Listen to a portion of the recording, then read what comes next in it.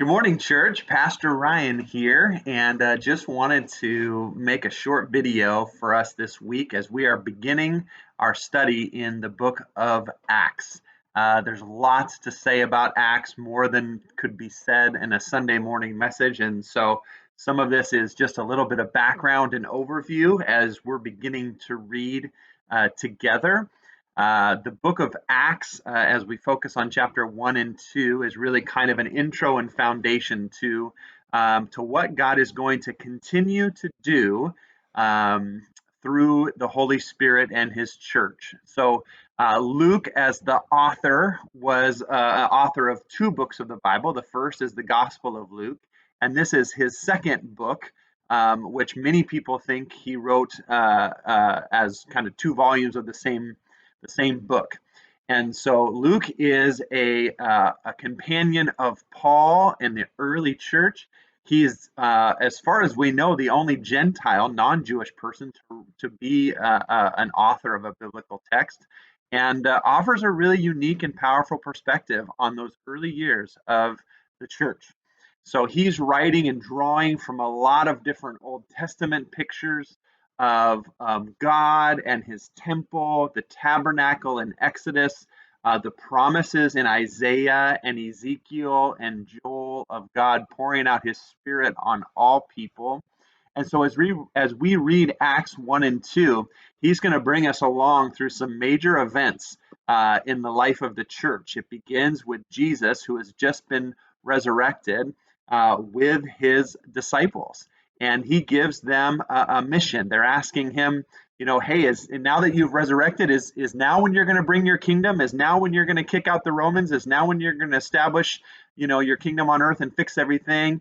And it doesn't say it in the text, but I kind of wonder if Jesus kind of shakes his head and is thinking, you're still not getting it. He said, don't worry about those things.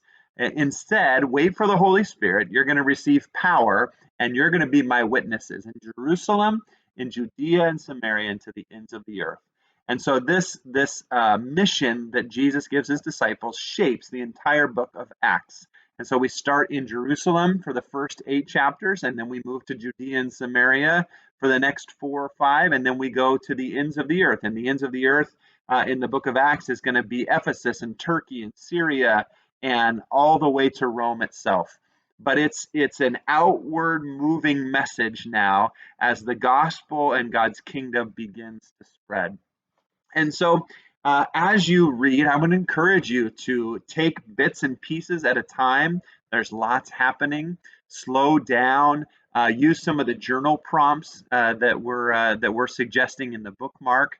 And think about what it might have been like to be there in Jerusalem in those early days. As God pours his spirit out on all people, these images of wind and of fire, which are Old Testament symbols of the presence of God when God came on Mount Sinai, when he came and filled the tabernacle in the wilderness, when he came and filled the temple when Solomon dedicated it. Now it's coming out and being poured out on the believers. And instead of one pillar, it's multiple pillars out on everybody as a reminder that now we're all mobile temples.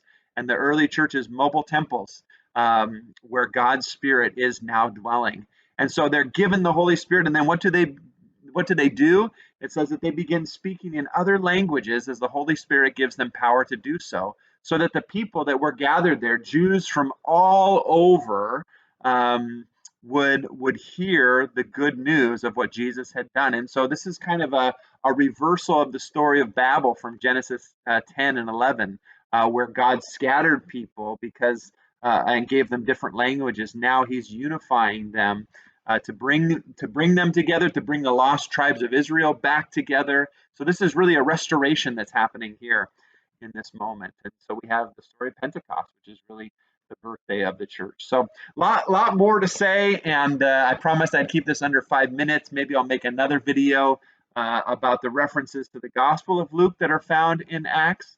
But we'll be talking some more about that as we go through this series. So please do engage the scriptures with the power of the Holy Spirit and the presence of the Holy Spirit.